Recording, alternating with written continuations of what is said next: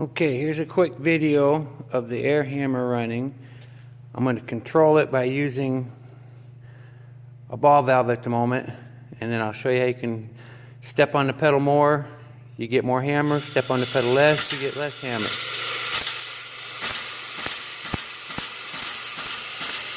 And you don't want to strike the dies directly without hot metal in it.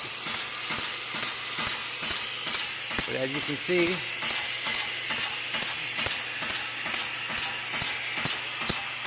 nice, smooth, and quiet.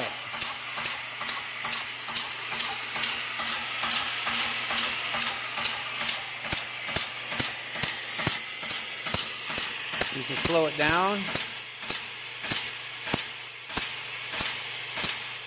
or you can turn it off. Alright, thanks for watching.